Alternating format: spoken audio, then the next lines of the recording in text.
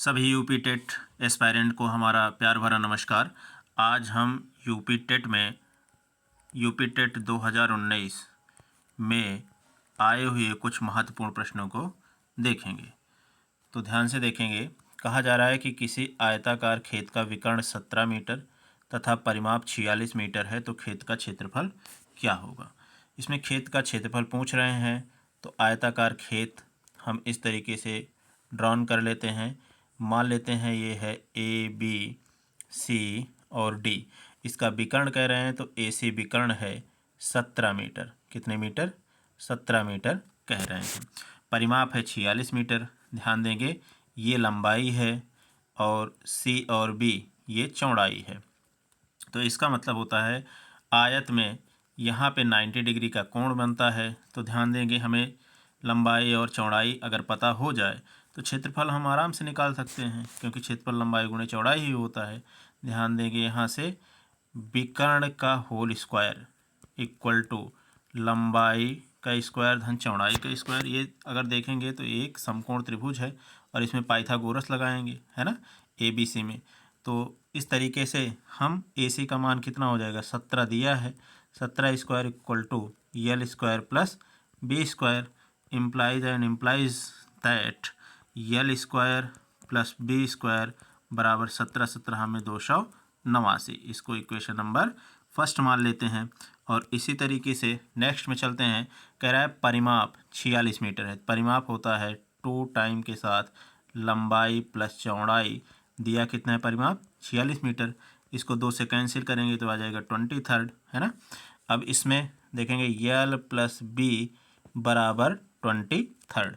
हमें एक इक्वेशन ये प्राप्त हो गया है, दूसरा हमें चाहिए। तो क्या करेंगे, हम दोनों तरफ होल स्क्वायर कर देंगे, तभी तो स्क्वायर फॉर्म में बनेगा। तो इसका मतलब हो जाएगा L square plus B square plus 2 B equal to के साथ 23 और 23 529। 23 गुणे 23 529। अब यहाँ पे ध्यान देंगे कि समीकरण 1 में L square plus B square का मान कितना दे रखा है, 289। समीकरण 2 में L square plus B square है। यहाँ पे पहले समीकरण का मान रख देते हैं, तो L square plus B square का मान आ जाएगा 289 धन 2 बी इक्वल टू के साथ 529। अब यहाँ पे देखेंगे 289 में से 529 घटा देंगे, तो यहाँ पे थोड़े स्थान पे देखते हैं, तो 2 लंबाई गुणे चौड़ाई बराबर 529 में से 289 निकालेंगे तो हमारे पास कितना आ जाएगा, 240। और लंबाई गुणे चौड़ाई बराबर आ जाएगा 240/2। इसको कैंसिल आउट करेंगे तो आ जाएगा 120। अर्थात लंबाई और गुणे चौड़ाई का मान 120 हो जाएगा। और क्षेत्रफल बराबर क्या होता है आयत का, लंबाई गुणे चौड़ाई होता है। तो क्षेत्रफल पता करना था, क्षेत्रफल हमारा 120 आंसर हो जाएगा। मीटर स्क्वायर होगा, है इसमें, हाँ, पहला विकल्प सही हो जाएगा। चलो दूसरे क्वेश्चन पे चलते हैं।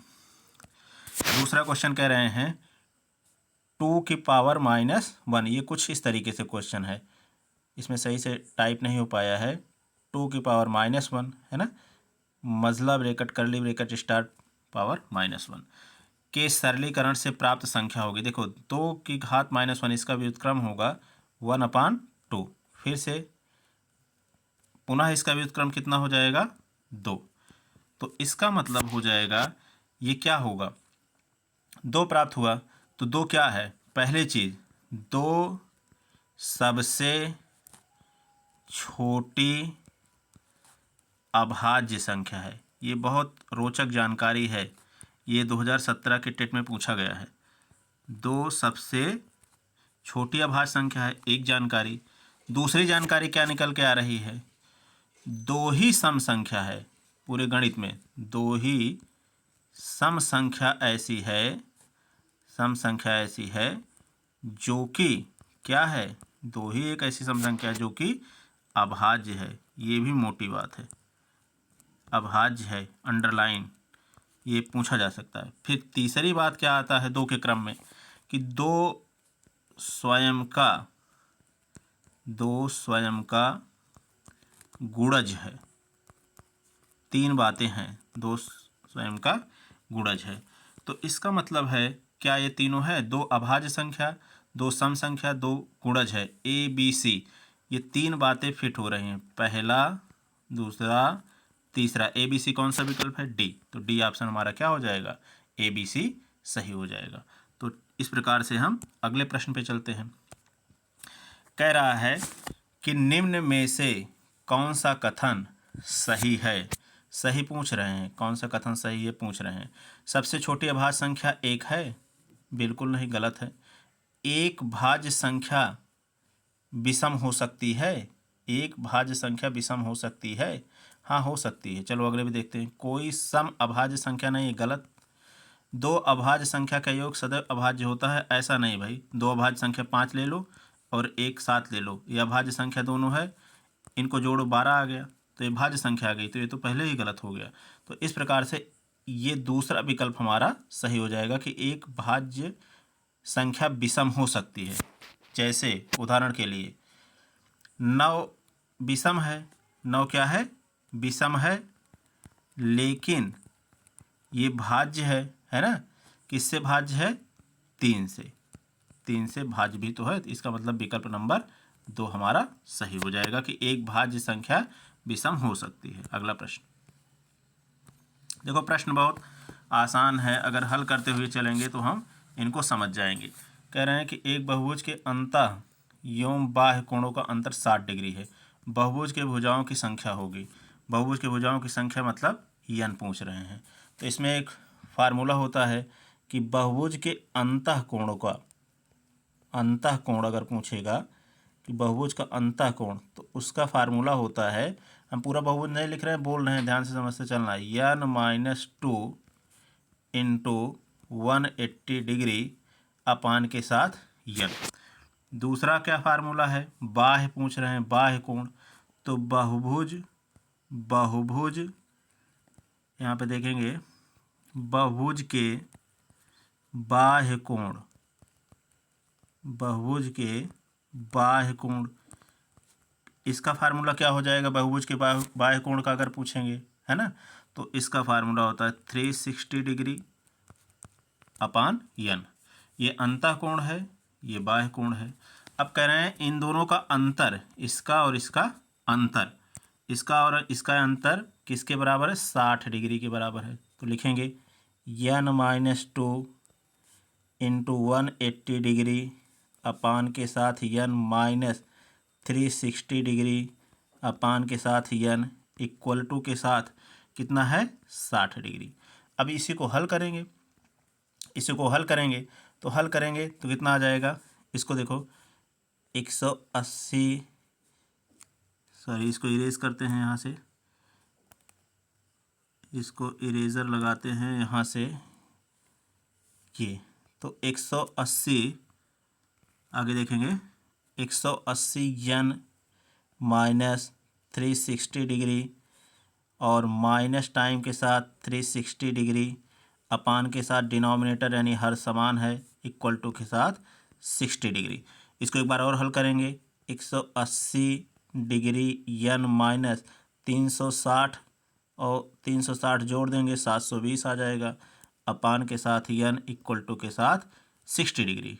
आगे यहाँ पे थोड़ा सा स्थान है, देखेंगे, इसको हल करेंगे तो ये आ जाएगा 60n यानी 180 degree n minus 360 degree, sorry 360 नहीं होगा, 360 को जोड़ चुके हैं पहले, ये 720 होगा, इसको हटा देते हैं, यहाँ पे 720 डिग्री इक्वल टू के साथ 60 यानी 60 डिग्री में है।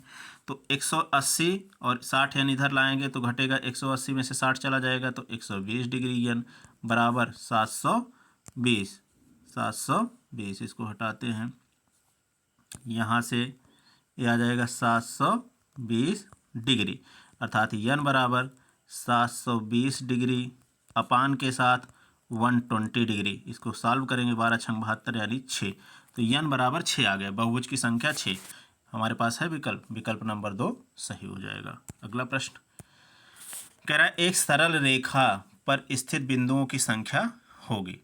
देखो एक सरल रेखा खींच दो और सरल रेखा पर बहुत सारे अनंत बिंदु होते हैं, बहुत सारे बिंदु होते हैं, बहुत सारे, पता नहीं कितने बिंदुओं से, मतलब बिंदुओं से बनकर ही रेखा बनेगी, तो असंख्य बिंदु हो गए। विकल्प नंबर 4 सही हो जाएगा। अगले प्रश्न पे चलते हैं। कह रहा है एक पाइथागोरस त्रिक ज्ञात कीजिए जिसकी सबसे छोटी संख्या 8 है। सबसे छोटी संख्या 8 है, पाइथागोरस त्रिक में ज्ञात करना है। देखो पहले विकल्प से चेक करते हैं। 17 का होल स्क्वायर, सबसे बड़ा इसको मान लेते हैं कर्ण, 8 स्क्वायर प्लस 15 स्क्वायर, तो 15 में 225 है ना, और प्लस 8 अठाई 64, 17 में 289, इसको हल करेंगे 289 बराबर 64, 225 जोड़ेंगे 289, मतलब ये पहला विकल्प संतुष्ट कर रहा है, तो ये सही होने का चांस है। दूसरे में अगर दूसरा विकल्प चेक करते हैं, 8 9 10 दिया है, 10 का स्क्वायर बराबर 8 स्क्वायर प्लस 9 स्क्वायर, तो 9 9 81, 8 अठाई 64 है ना, इसको जोड़ेंगे बराबर 10 दहाई 100, तो 4 1 5 यहाँ पे आ जाएगा। यहाँ पे देख लेते हैं, 4 1 5, 8 6 14, 145 बराबर 100 क्या है ये नहीं, तो इसका मतलब दूसरा गलत हो जाएगा। तो कुल मिला के पहला विकल्प संतुष्ट कर रहा है, तो पहला विकल्प हमारा सही हो जाएगा आंसर में, तो आंसर फर्स्ट विकल्प हमारा सही होगा। अगले प्रश्न की तरफ बढ़ते हैं। 7वां कह रहे हैं, ये क्वेश्चन में कह रहे हैं कि जेड का मान ज्ञात करना है। किसका मान ज्ञात करना है? जेड का। यदि संख्या हमारे पास 417 जेड दिया है, तो 417 जेड 8 दिया है जो कि 9 से विभाजित हो, तो हमें पूछ रहे हैं जेड बराबर क्या होगा, जेड का मान क्या होगा। ध्यान देंगे यहाँ से ध्यान देंगे। देखो 9 से विभाज्यता का नियम क्या है कि सभी संख्याओं को जोड़ दो, सभी संख्याओं को जोड़ दो, और अगर उन संख्याओं का जोड़ 9 से विभाज्य है तो संख्या विभाज्य होगी, पता चल जाएगा। तो इसको जोड़ेंगे, 7 4 11, 11 8 19 1 20, 20 धन जेड। अब इसमें 9 जेड के स्थान पे क्या रख दें जो 9 से विभाजित हो जाए शुरुआती दौर में, तो सबसे छोटे में क्या रखेंगे, जेड इक्वल टू 7। विकल्प से भी चुनेंगे, थोड़ा सा दिमाग लगाएंगे, तो 20 धन 7 बटे 9, 20 7 27, 9 त्रिक 27, कैंसिल हो जा रहा है। इसका मतलब हम क्या रखेंगे जेड के स्थान पे, 7, तो विकल्प नंबर 2 सही हो जाएगा। तो विभाज्यता का नियम पढ़ते भी चलिए, 2 से 3 से 4 से 5 से 8 से 9 से विभाज्यता का नियम आप लोगों को जानना होगा। अगला प्रश्न 8वां कह रहा है, ये प्रश्न कुछ इस तरीके से दिया है, 2160 बराबर 2 की घात 1 गुणे 2 की घात a गुणे 3 की घात b गुणे 5 की घात c है। तो आपको बताना है 3 की घात a गुणे 2 की घात माइनस b गुणे 5 की घात माइनस c का मान क्या होगा, ये बताना है। ध्यान देंगे, 2160 ऐसा प्रश्न हमने 2017 में भी आया था, टीईटी वाले में हल कराया है, ऐसा देख लो 2019 में भी आ गया। तो अगर पीवाईक्यू हल करोगे तो आपको क्वेश्चन से मदद मिलेगी, ऐसा नहीं है। तो 2160 को आप गुणनखंड कर लो, सबसे आसान विधि है, तो आ जाएगा। अगर गुणनखंड करेंगे इसका तो 2 1 कम 2, इसके 1080, तो गुणनखंड सभी लोगों को पता होगा है ना। फिर 2 से इसको काटेंगे, तो 2 से काटेंगे तो आ जाएगा ये 540, फिर 2 से काटेंगे, 2 से काटेंगे तो आ जाएगा 270, फिर 2 से काटेंगे तो आ जाएगा 135 है ना। अब 135 कटेगा नहीं 2 से, तो 135, लेकिन फिर हाल हम लिखते चलेंगे। 135 को 3 से काटेंगे तो आ जाएगा 45, फिर 3 से काटेंगे तो 15, इसमें 45 आ गया। अगर फिर 3 से काटेंगे तो आ जाएगा 15, 15 3 45, 3 से काटेंगे 3 5 15, 5 से काटेंगे 1। तो देखेंगे ध्यान से, अब 2 कितनी बार आया ये काउंट करेंगे, 4 बार है ना। यहाँ पे 2 4 बार आया। 3 कितनी बार आया, 3 आया 3 बार, और 5 कितनी बार आया, 1 बार। तो a बराबर यहाँ पे 3 की पावर a, a बराबर 3, यहाँ पे 2 कितनी बार आया, b बराबर 4, और 5 c कितनी बार आया, c बराबर 1। ऐसे कुछ लिखेंगे, a बराबर 4, 3 की पावर a इंटू 2 की पावर माइनस b इंटू 5 की पावर माइनस c। तो यहाँ पे ऐसे लिखते चलेंगे। देखो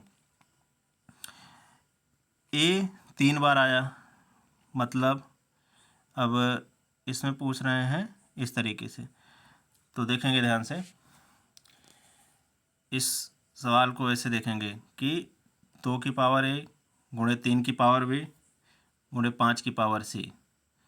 तो हमारे पास 2 का जो विकल्प आया है 4 बार आया है, यानी ए बराबर 4 आएगा। देखो इसमें थोड़ा सा मिस्टेक हुआ है, यहाँ से हटाते हैं इसको, इस वाले को हटा देते हैं पूरे को। थोड़ा सा यहाँ से देखेंगे 2 कितनी बार आया है, 4 बार आया है ना। तो पहले इसको कंपेयर करेंगे इस वाले में। यहाँ थोड़ा सा दिमाग लगा के चलिए, ए बराबर 4 होगा क्योंकि 2 4 बार आया है, बी बराबर 3 होगा, सी 5 है, सी बराबर 1।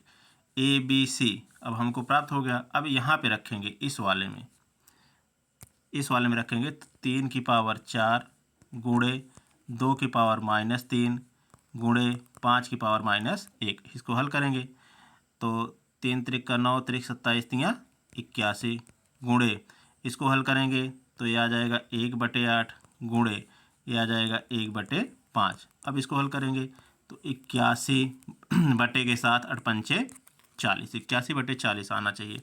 ये विकल्प नंबर हमारा 2 सही हो जाएगा। देखो इस वाले गुणनखंड में पहले हम इसको फैक्टर करके इससे कंपेयर करेंगे, ना कि इस पे आ जाएंगे तुरंत वैल्यू। अगर इस पे आओगे तो गलत हो जाएगा। तो ये हमारा शुद्ध आंसर होगा। ठीक, अगले प्रश्न पे चलते हैं। अगला प्रश्न कह रहा है किसी बंटन का बहुलक ज्ञात किया जा सकता है। से कम संचय बारंबारता वक्र द्वारा, से अधिक संचय बारंबारता वक्र द्वारा, आवृत बहुभुज द्वारा और आगृत बहुभुज द्वारा। अगर नहीं ज्ञात किया जा सकता तो फिर किससे ज्ञात कर सकते हैं, आयत चित्र द्वारा। तो विकल्प नंबर 4 सही हो जाएगा। किसके द्वारा हम बंटन मोड ज्ञात करते हैं, बहुलक, किसी बंटन का बहुलक ज्ञात किया जा सकता है तो आयत चित्र द्वारा। क्यों? क्योंकि बार बार ये बहुलक बार बार पुनरावृत्त होती है ना। तो इस तरीके से हम लोगों ने आज 9 प्रश्नों को देखा है। और कोई क्वेश्चन है इसमें 10th नहीं। तो इस तरीके से हम लोगों ने आज 9 प्रश्नों को कुल मिला के देखा है। और ये 9 प्रश्न कहाँ के हैं, UPTET PYQ 2019 के। तो हमारे साथ बने रहिए। अगले हम 9 प्रश्न आज देखें। अभी 21 प्रश्न अवशेष हैं, तो अभी हम 21 प्रश्नों को अगले वीडियो में कराएंगे। तो आप लोग हमारे चैनल को सब्सक्राइब कीजिए, धनवंत मैथ्स एकेडमी को, और लगातार हमारे साथ बने रहिए गणित में श्योर सफलता पाने के लिए। धन्यवाद, नमस्कार।